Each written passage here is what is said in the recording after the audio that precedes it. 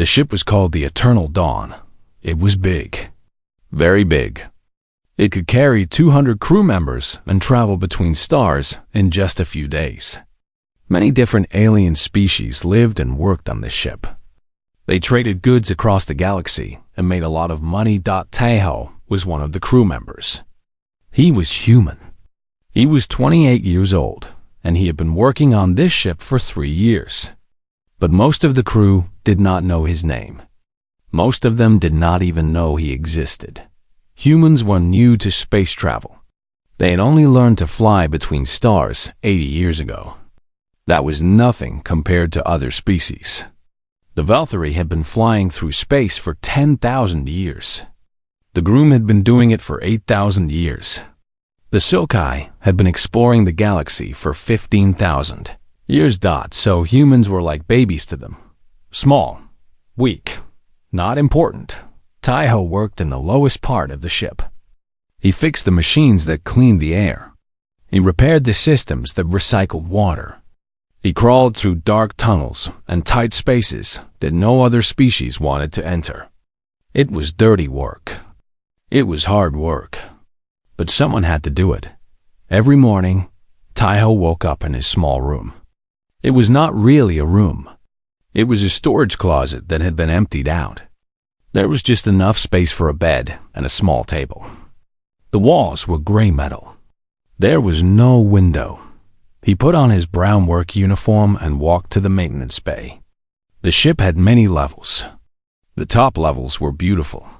They had wide halls and soft lights and plants from 100 different worlds. The officers lived there. The important people lived there. The bottom levels were different. The halls were narrow. The lights were dim. The air smelled like oil and metal. That was where Taeho lived and worked. On his way to work, Taeho passed many crew members. A group of Valkyrie officers walked by. They were tall and thin, with feathers instead of hair and sharp eyes like birds. They did not look at Taeho. They talked to each other about important business. 2 Groom security guards stood at a corner. They were huge. Each one had 4 arms and thick green skin like a lizard. They could crush a human with one hand. They did not look at Taeho either. A Silkai scientist floated past. Her skin glowed with soft blue light, and she moved like water. She was beautiful and strange. She did not see Taeho at all. This was normal. This happened every day. Taeho was invisible. He reached the maintenance bay and found his work list for the day. There were 15 tasks. Air filter replacement in Section 7. Water pump repair in Section 12. Temperature control check in Cargo Bay 7. And many more. Taeho picked up his tools and started working. By lunchtime, he had finished 8 tasks. He went to the crew eating area, got his food, and sat alone at a small table in the corner. The room was full of aliens eating and talking and laughing. No one sat with Taeho, but he was not completely alone on this ship. There were 2 other humans. Yuna came and sat across from him. She was 25 years old and worked as a technician on the power systems. She had a kind face and tired eyes. Long day? She asked. Same as always, Taeho said. I heard something interesting, Yuna said. She leaned closer and lowered her voice. We are stopping at Sanctuary Station tomorrow. We are picking up a special passenger. What kind of passenger? A coral. Taeho stopped eating. He looked at Yuna with wide eyes. The coral were legends. They were one of the oldest species in the galaxy. They looked like giant leopards that walked on 2 legs. They were powerful and wise and respected by everyone. They served as judges and peacemakers. When there was a war, the coral helped end it. When there was a dispute, the coral decided who was right, that no one had seen a coral in decades. They kept to themselves on their home world. Why is a coral coming here? Taeho asked. I do not know, but the captain called a meeting for tonight. Everyone has to attend. After lunch, Taeho went back to work. He crawled into the maintenance tunnel for Cargo Bay 7 to check the temperature systems. It was dark and cramped. He had to move on his hands and knees. As he worked, he noticed something strange. The atmospheric readings were wrong. The air mixture in Cargo Bay 7 was slowly changing. It was a small change, but it should not be happening at all. Ho checked the system twice. The readings were definitely wrong. He crawled out of the tunnel and went to find his supervisor. His supervisor was a groom named Vork. He was big and always busy and never had time for humans. "Sir," Taiho said, "I found a problem with the atmospheric system in Cargo Bay 7. Vork did not look up from his computer screen. Fill out a report. But sir, the readings are strange. Someone should look at it." "Fill out a report," Vork said again. His voice was flat and bored. Taiho stood there for a moment. Then he nodded and walked away. He filled out a report. He sent it to the maintenance system. He knew no one would read it. That night, the whole crew gathered in the main hall. Captain Vithrai stood on the stage. She was a Velthari with silver feathers and cold eyes. She looked out at her crew with pride. "Tomorrow we make history," she said. "A coral called the Witness will board our ship. He is traveling to the frontier worlds to settle a dispute. We have been chosen to carry him. This is a great honor." The crew clapped and cheered. Everyone was excited. "I expect perfect behavior from everyone," the captain continued. "The coral must be impressed. Our reputation depends on it." Taiho stood at the back of the room with Yuna and Dowan. Dowan was the ship's cook. He was 60 years old with gray hair and a gentle smile. He was the closest thing Taiho had to a father on this ship. "A coral," Dowan whispered. "I never thought I would see one in my lifetime. Will we get to meet him?" Yuna asked. Dowan laughed softly. "Us? No. Humans will not be allowed anywhere near the coral. They will hide us away so we do not embarrass the ship." He was right. Taiho knew he was right. But still, he felt a small hope in his heart. Maybe, just maybe, things could be different. He did not know that his life was about to change forever. The next morning, the ship reached Sanctuary Station. Taiho woke up early and went to work as usual. But today was not usual. Today, everything was different. The halls were full of crew members, cleaning and polishing everything. The Velthari officers wore their best uniforms. The Groon security guards stood straighter than ever. The Sokai scientists had made their skin glow brighter. Everyone wanted to look good for the coral. Taiho walked to the maintenance bay. On the way, a Velthari officer stopped him. "Human," the officer said. "Where are you going?" "To work, sir." "No, all humans must stay in the lower levels today. The coral is boarding soon. We do not want you to be seen." Taiho felt a cold feeling in his chest. But he nodded. "Yes, sir." He went down to the lowest level and found Yuna and Dowan waiting there. They had received the same order. "They are hiding us like dirty laundry," Yuna said.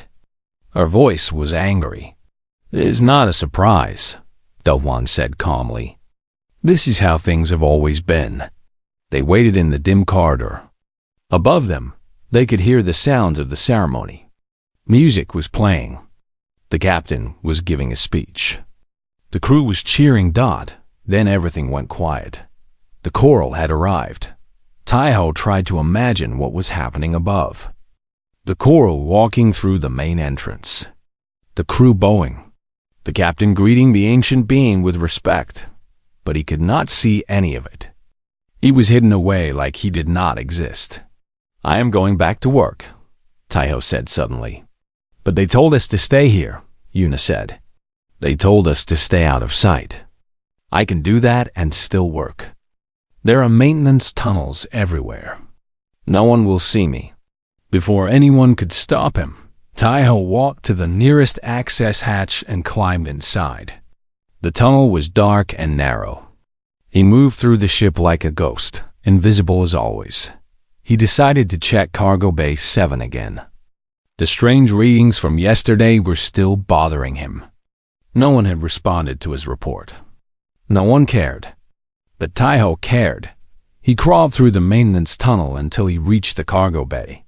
Through a small grate, he could see the large storage room below. It was full of containers waiting to be delivered to different worlds.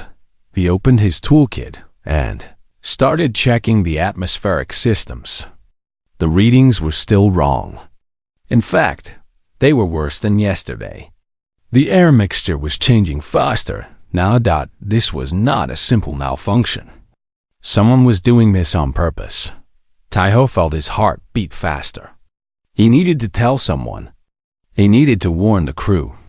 But who would listen to him? Who would believe a human? He was about to leave when he heard footsteps. Taiho froze. Through the grate, he saw a door open below. A tall figure walked into the cargo bay. The figure was huge. At least 3 meters tall. It had black fur that seemed to shift and change color like oil in water. It moved on 2 legs with the grace of a predator. Its eyes were gold with vertical pupils like a cat. It was the coral. It was the witness. Taiho could not breathe. He could not move. He just stared at the ancient being below him. The witness walked slowly through the cargo bay. He seemed to be exploring the ship on his own, away from the captain and the ceremony. He moved between the containers, his huge head turning left and right. Then he stopped. His head turned upward. His gold eyes looked directly at the grate where Taiho was hiding. Taiho felt like the universe had stopped. Those eyes seemed to look right through him, into his soul, into everything he was and everything he had ever been.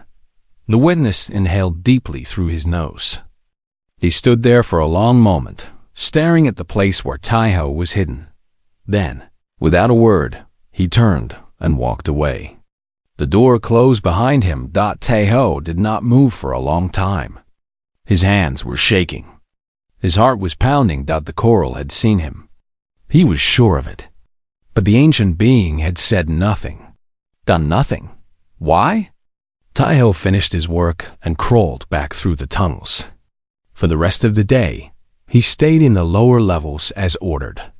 He ate dinner with Yuna and Doan. He listened to them talk about the chorale and the ceremony and how exciting it all was. But Taiho could not stop thinking about those gold eyes. That night, he went to bed early. He was tired and confused. He closed his eyes and tried to sleep. A few hours later, he woke up suddenly. Something felt wrong. Taiho sat up in his bed. The small room was dark. Everything was quiet. But there was a strange feeling in the air. He looked at the small window in his door. The witness was standing outside. The huge coral was in the corridor, just a few steps from Taiho's door. He was completely still, like a statue. His gold eyes glowed softly in the darkness. Taiho could not move. He could not speak. He just stared at the ancient being through the window. For a long moment, nothing happened. The witness looked at Taiho. Taiho looked at the witness. Then, slowly, the coral bowed his head. It was a small movement. Just a slight lowering of his great head. But Taiho knew what it meant. He had seen the crew bowing to the coral earlier. He knew it was a sign of respect. The witness was showing respect to him. To a human. To a maintenance worker who lived in a storage closet. Before Taiho could react, the witness turned and walked away. His footsteps made no sound. In seconds, he was gone. Taiho sat in his bed for a long time. His mind was racing. His heart was full of emotions he could not name. No one had ever bowed to him before. No one had ever shown him that kind of respect. He was invisible. He was nothing. But the coral had seen him. The next morning, Taiho went to work as usual. But everything felt different. The ship was the same. The crew was the same. The work was the same. But Taiho felt like a new person. He did not tell anyone what had happened. Not even Yuna or Dowan. He did not know how to explain it. He was not sure he understood it himself. But he knew one thing. Something had changed. And it was only the beginning. Around midday, Taiho was working in a maintenance tunnel when his communicator beeped. It was a message from the captain's office. Maintenance technician Taiho, report to the captain's quarters immediately. Taiho read the message 3 times. There had to be a mistake. The captain had never spoken to him in 3 years. The captain probably did not know he existed, but the message was clear. He was being summoned. Taiho cleaned his hands, straightened his uniform, and walked to the upper levels of the ship. The halls were bright and beautiful. Crew members looked at him strangely as he passed. What was a human doing up here? He reached the captain's door and pressed the call button. Enter, said a voice from inside. Taiho walked in. The captain's quarters were large and elegant. Captain Vethre sat behind a big desk made of dark wood. She looked at Taiho with cold eyes, and beside her, sitting in a chair that was far too small for him, was the witness. The coral looked at Taiho and smiled. At least, Taiho thought it was a smile. It was hard to tell on a face that looked like a leopard. This is him, the witness said. His voice was deep and calm, like distant thunder. This is the one I want. Captain Vethras looked uncomfortable. Are you sure? He's just a maintenance worker. A human, I am sure. The captain took a deep breath. Very well. She looked at Taiho. The witness has made a request. He wants you to be his personal attendant for the rest of the voyage. Taiho felt the floor shift under his feet. Me? But why? The witness stood up. He was so tall that his head almost touched the ceiling. He walked toward Taiho and looked down at him with those gold eyes. Because, the witness said, you are the most interesting person on this ship. The news spread through the ship like fire. By evening, everyone knew. The coral had chosen a human to be his personal attendant. A human, the lowest member of the crew. The invisible maintenance worker from the storage closet. No one understood. The Valkyrie officers whispered to each other in confusion. The Grun guards shook their heads. The Sokai scientists could not believe it. There must be a mistake, they said. The coral must be testing us somehow. But it was not a mistake. And it was not a test. Taiho was given a new uniform. It was blue and clean, with silver buttons. He was given a new room too, close to the witness's quarters. It had a real bed and a window that showed the stars. For the first time in 3 years, Taiho felt like a person. His job was simple. He brought food to the witness. He made sure the room was comfortable. He answered any questions the ancient being had. It was easy work compared to crawling through maintenance tunnels, but the best part was the talking. The witness liked to talk. He had lived for 400 years. He had seen things that Taiho could not imagine. He had watched empires rise and fall. He had helped end wars that had killed billions. And now, he wanted to talk to a human maintenance worker. Why me? Taiho asked one evening. They were sitting in the witness's quarters. The room was dark, except for soft starlight from the window. There are so many important people on this ship. Officers, scientists, leaders. Why did you choose me? The witness was quiet for a moment. When he spoke, his voice was gentle. Tell me, Taiho, do you know what my name means? The witness? It means you watch things. You see things. Yes, but not in the way you think. The witness leaned forward, his gold eyes reflecting the starlight. I do not see with my eyes. I see with my soul. I can feel the weight of every person around me. Their hopes, their fears, their true nature. Taiho did not understand. What does that mean? When I walked through this ship, I felt the souls of the crew. The captain is proud. but her pride hides fear. The officers want power. The guards want respect. The scientists want knowledge. The witness paused. And then I felt you. What did you feel? Nothing that I expected. The witness smiled his strange smile. You have been invisible your whole life. You have done the dirtiest work for no thanks. You have been ignored and forgotten. Most people who experience this become bitter. They become angry. They hate the world that treated them badly. He looked at Taiho with something like wonder. But not you. You carry no bitterness. You do your work with care, even though no one notices. You found a danger to this ship, and when they ignored you, you kept trying to help anyway. You want to save people who do not even know your name. Taiho felt his face grow warm. It is just my job. No, the witness said firmly. It is much more than that. It is strength. True strength. The strength that does not need to be seen. The strength that does what is right, even when there is no reward. He reached out and placed a huge hand on Taiho's shoulder. It was surprisingly gentle. Your crewmates see with their eyes. They see a small species, young to the stars, with no great empire. They see nothing. But I see the weight of your soul, Taiho of Earth, and it is remarkable. Taiho did not know what to say. No one had ever spoken to him like this. No one had ever seen him this way. Thank you, he whispered. The witness nodded.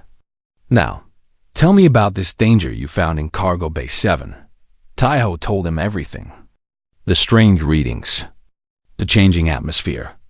His report that no one read. His fear that someone was doing something bad. The witness listened carefully. His gold eyes grew serious. We will look into this together, he said. But first there is something I must do. That night, there was a formal dinner in the main hall. All the senior officers were there. The captain sat at the head of the table. The witness was the guest of honor. Taiho stood in the corner, serving food and drinks as expected. He was used to being in corners. He was used to being invisible. The dinner went smoothly at first. The officers told stories and tried to impress the witness. They talked about their achievements and their plans. They wanted the ancient being to see how important they were. Then, one of the Velthury officers, a man named Keth, started talking about humans. I do not understand why humans are even allowed in space, Keth said loudly. He had drunk too much wine. His silver feathers were ruffled. They are so primitive, so useless. They can barely take care of themselves. Some of the other officers laughed. Captain Velthury looked uncomfortable, but said nothing. Humans are like pets, Keth continued. Cute to look at, maybe, but not good for anything important. We should send them back to their little planet and let them stay there. More laughter. Taiho felt his hands tighten around the serving tray. He kept his face calm. He was used to this kind of talk. He had heard it 1,000 times before, but then the witness stood up. The whole room went silent. The coral rose to his full height, 3 meters of muscle and fur and ancient power. His gold eyes were fixed on Keth. You speak of humans, the witness said. His voice was quiet but filled the room. Let me tell you about humans. He walked around the table slowly. His footsteps made no sound. I have lived for 400 years. I have seen empires rise and fall. I have watched the greatest species in the galaxy make war and peace. And in all that time, I have learned one truth. He stopped behind Keth. The officer was shaking. The measure of a people is not in their technology or their territory. It is not in their age or their power. It is in what they do when no one is watching, when there is no reward, when there is no hope. The witness turned to look at Taiho in the corner. This human works in your darkness. He fixes the machines that keep you alive. He breathes the dirty air so you can breathe clean air. And you do not even know his name. He looked around at all the officers. He found a threat to this ship. He tried to warn you, and you did not listen. Because he is human. Because he is nobody. The room was completely silent. I have seen the weight of his soul, the witness said. And I tell you this truth. He is more worthy of respect than anyone in this room, including me. Keth opened his mouth to speak. No words came out. The witness walked back to his seat. The dinner is over. Thank you all for your company. One by one, the officers left. They did not look at each other. They did not look at Taiho. They looked at the floor and walked away in shame. Soon, only the witness and Taiho remained. You did not have to do that, Taiho said quietly. Yes, I did. The witness smiled. Now, let us go investigate your cargo bay 7. I have a feeling we will find something important there. They walked through the quiet halls together. A giant ancient leopard and a small young human. The strangest pair in the galaxy. And for the first time in his life, Taiho did not feel invisible. He felt seen. Taiho and the witness went to cargo bay 7 in the middle of the night. The halls were empty. Everyone was sleeping after the strange dinner. Taiho opened the main door with his maintenance codes. The cargo bay was huge and dark. Metal containers stood in rows like buildings in a city. Some were small enough to carry. Others were bigger than houses. Where did you find the strange readings? The witness asked. This way, Taiho said. He led the ancient being through the maze of containers. They reached a section near the back wall. The atmospheric system here is being changed. Someone is making the air mixture different. The witness closed his eyes. He stood very still for a long moment. Taiho knew he was using his special senses to feel the area. There is something hidden here, the witness said. His voice was serious. Something bad. I can feel it. They started searching. Taiho checked the containers one by one. Most were sealed and marked for delivery to the frontier worlds. Nothing seemed wrong. Then Taiho noticed something. One container was slightly different from the others. The seal looked new. The markings looked fresh. Like someone had put it there recently? Here, Taiho said. The witness nodded. Taiho used his tools to open the container. Inside, hidden behind boxes of normal cargo, was a device. It was about the size of a small table. It was made of black metal with glowing red lights. Numbers flashed on a small screen. Numbers that were counting down. Taiho felt his blood go cold. What is that? The witness stared at the device. For the first time, Taiho saw fear in those gold eyes. It is a void bomb, the witness said quietly. One of the most dangerous weapons in the galaxy. When it explodes, it tears a hole in space itself. Everything within 100 kilometers is destroyed. Taiho looked at the numbers on the screen. They said 23 hours, 47 minutes, and 15 seconds. 23 hours, 47 minutes, 15 seconds. Someone is trying to destroy the ship, Taiho whispered. Yes, and me. The witness's voice was hard. Someone wants me dead. And they are willing to kill everyone on this ship to do it. They quickly returned to the upper levels. The witness woke Captain Vethrai. Soon, the whole senior crew was gathered in the conference room. Alarms were ringing throughout the ship. A void bomb? The captain said. Her face was pale. On my ship? How is this possible? Someone smuggled it aboard, the witness said. Someone on your crew is a traitor. The room erupted in panic. Officers shouted at each other. Guards ran in different directions. No one knew what to do. Taiho watched the chaos. His mind was working fast. A traitor on the ship. Someone who wanted to kill the witness. Someone who had access to the cargo bay. Someone who could change the atmospheric readings. I need to check something, Taiho said quietly. No one heard him. They were too busy panicking. Tae-ho left the conference room and went to the maintenance computer. He searched the records for Cargo Bay 7, who had accessed it in the past week, who had made changes to the environmental systems. The answer made his heart stop. Keth, the Valkyrie officer who hated humans, the one who had been embarrassed at dinner.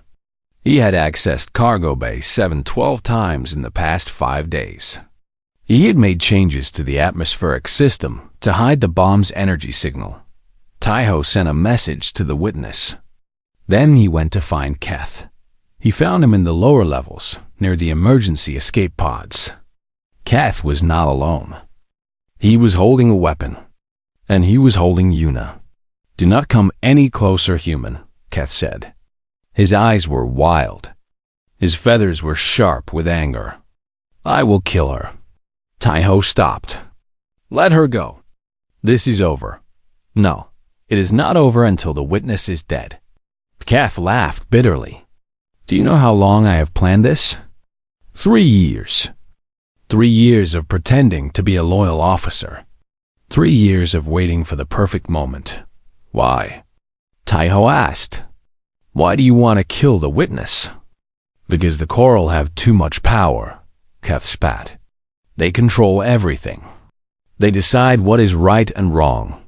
They keep the galaxy peaceful when it should be at war. My people should rule the stars. But as long as the Coral exists, we never will." He pressed the weapon closer to Yuna's head. She was crying silently. "When the bomb explodes, everyone will think the frontier worlds did it. There will be war. And in that war, the Valkyrie will rise to power." Tae-ho's mind raced. He needed to save Yuna. He needed to stop Keth. But how? He was not a fighter. He had no weapon. He was just a maintenance worker. Then he remembered something. They were standing near the environmental control panel for this section. Tae-ho knew every system on this ship. He knew every wire and every switch. He also knew that if he cut the power to this section, everything would go dark for exactly 3 seconds before the backup systems activated. 3 seconds of darkness. That was all he would get. Tae-ho moved slowly toward the control panel. Keth watched him carefully. "What are you doing?" Keth demanded. "Nothing. I am just scared. I want to lean against something." Tae-ho put his hand on the panel behind him. His fingers found the emergency power switch. "You should be scared," Keth said. "You are about to die with everyone else on this ship." "No," Tae-ho said. "I do not think so." He pulled the switch. The lights went out. Everything was completely dark. Tae-ho moved faster than he had ever moved in his life. He ran toward Keth, following the sound of his surprise shout. He felt the Valkyrie's arm. He grabbed it. He twisted. Keth screamed and dropped his weapon. Tae-ho heard Yuna fall to the floor and roll away. The lights came back on. Tae-ho was holding Keth's arm. The weapon was on the floor. Yuna was safe against the far wall, but Keth was bigger and stronger. He threw Tae-ho off and picked up the weapon again. "You stupid human!" Keth screamed. "I will kill you." He pointed the weapon at Tae-ho. Then the witness appeared. The huge coral came around the corner like a shadow. Before Keth could react, the witness grabbed him and lifted him off the floor. Keth's weapon fell from his hand. "Your plan has failed," the witness said calmly. "The bomb has been found. You have been discovered. It is over." Keth struggled and screamed. It did not matter. The witness held him like he weighed nothing. Security guards arrived and took Keth away. He was still shouting about the glory of the Valkyrie and the death of the coral. No one listened. Tae-ho sat on the floor. His hands were shaking.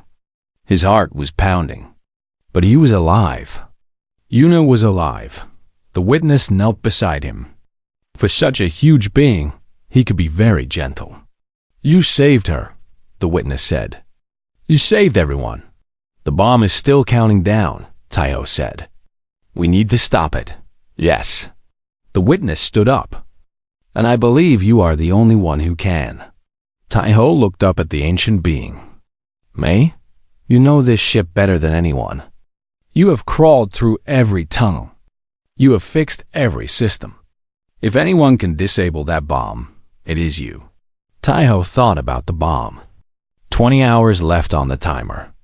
A weapon that could tear a hole in space. The lives of 200 crew members depending on him. He stood up slowly. Okay, he said. Let us go save this ship. Tai-Ho stood in front of the void bomb. The red numbers on the screen showed 0 hours, 5 minutes, and 23 seconds. 5 minutes and 23 seconds. Left. The whole ship had been in panic for hours. Engineers had tried to disable the bomb. Scientists had studied it. Nothing worked. The device was protected by complex codes and traps. Anyone who touched the wrong wire would trigger the explosion immediately. One by one, the experts had given up. The captain had ordered everyone to the escape pods. But there were not enough pods for everyone. Many people would die. Then Tai-Ho had asked for a chance. He had spent his whole life working with machines. He understood them better than anyone. He had fixed every system on this ship 100 times. He knew how things worked, and he had noticed something the others missed. The bomb was connected to the ship's power system. It was using the ship's own energy to stay active.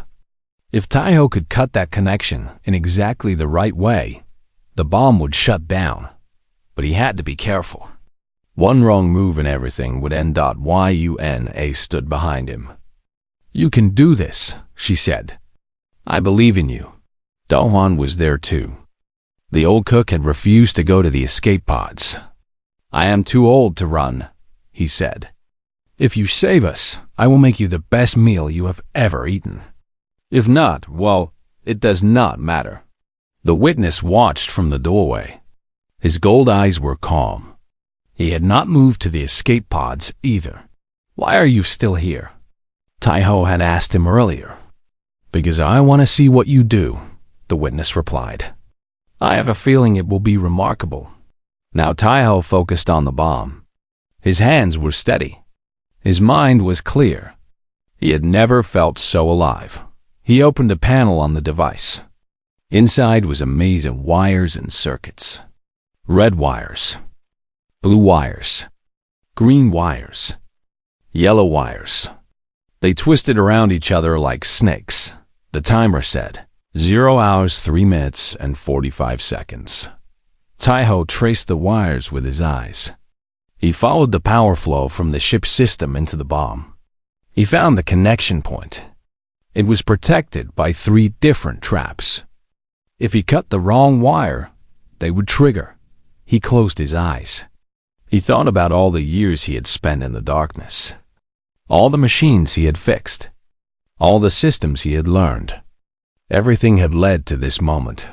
He opened his eyes and picked up his cutting tool. 0 hours, 2 minutes, and 12 seconds. He cut the first wire.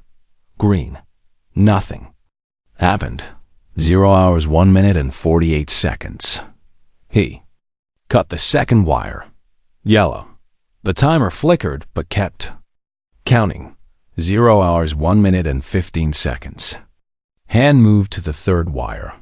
Blue. This was the one. He was sure of it. But if he was wrong, everyone would die. Tai-Ho thought about Yuna behind him. Do-hwan. The witness. 200 crew members on this ship. People who had ignored him. People who had not known his name. People who had treated him like nothing. None of that mattered now. They were people. They deserved to live. 00:00:47. He cut the blue wire. The timer stopped. The red lights on the bomb went dark. The whole device powered down. For a moment, there was complete silence. Then Yuna screamed with joy. She ran to Tai-Ho and hugged him. Do-hwan was crying. Even the groom guards who had come to watch were cheering. Tai-Ho slumped against a cargo container. He was exhausted. His whole body was shaking. But he was alive.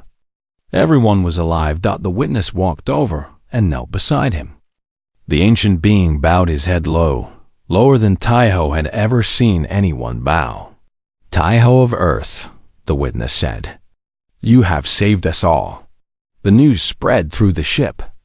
The human had done it. The maintenance worker had saved them. The man they had never noticed had become their hero. Captain Vethrai came to cargo bay 7. She looked at Taiho with different eyes now. There was no more coldness. There was respect. "I owe you an apology," she said. "I owe you many apologies. You tried to warn us about the danger. We did not listen. That will never happen again." Taiho stood up slowly. "Thank you, Captain. I want to promote you. Chief of Maintenance. You will have a full team, a proper office, a salary worthy of your skills." Taiho thought about it. A promotion, respect, everything he had never had.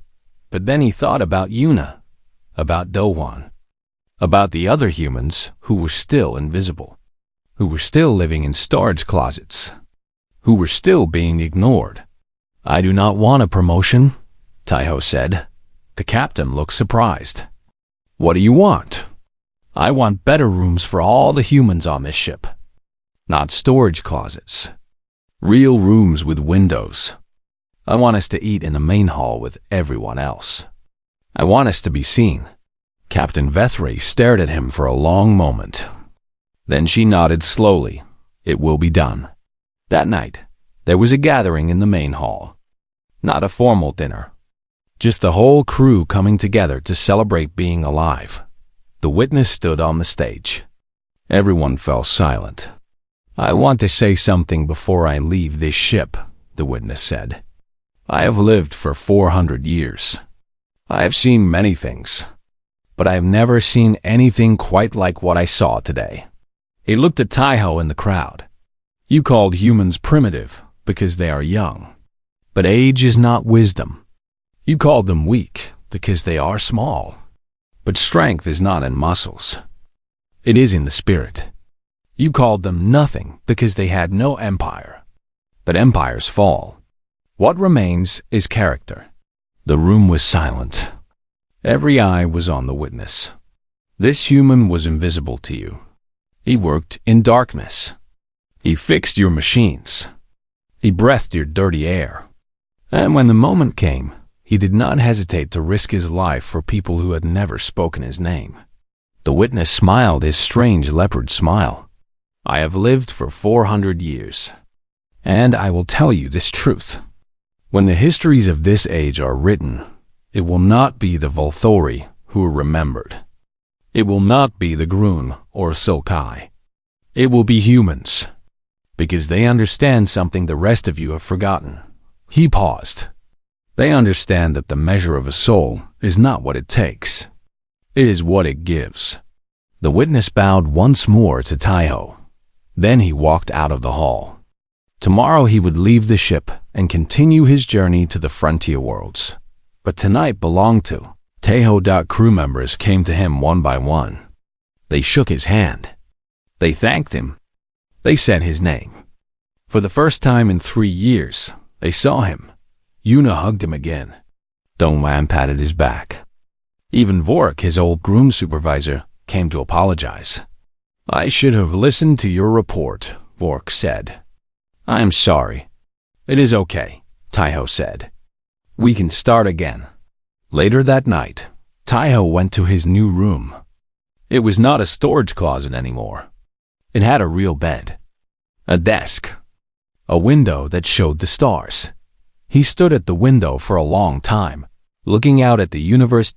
He thought about everything that had happened. The witness, the bomb, the dinner, the bow. He thought about what the witness had said, about the weight of a soul, about giving instead of taking. Taiho had never wanted to be a hero. He had just wanted to do his job well. He had just wanted to help people. He had just wanted to be seen. Now he was seen. Now he was respected. Now he was a hero. But tomorrow, he would wake up and go back to work. He would fix machines. He would crawl through tunnels. He would keep the ship running, because that was who he was. Not a hero. Just a man who did what was right, even when no one was watching. Months later, Taiho received a message. The Galactic Council had officially raised humanity's status. They were no longer called a developing species. They were now called a contributing member of galactic civilization. Yuna brought him the news while he was repairing an air recycler in a maintenance tunnel. "Can you believe it?" she said. "We are finally equals." Taiho smiled and went back to work. He had never needed the galaxy to see him. He had never needed their respect or their titles or their approval. But now that they saw humans differently, he would make sure they never forgot. One repair at a time, one act of kindness at a time, one moment of quiet strength at a time. That was the human way. And maybe the witness was right. Maybe humans would inherit the stars after all. Not through war, not through conquest, not through power, but through the simple act of doing what was right, even when no one was watching, especially when no one was watching.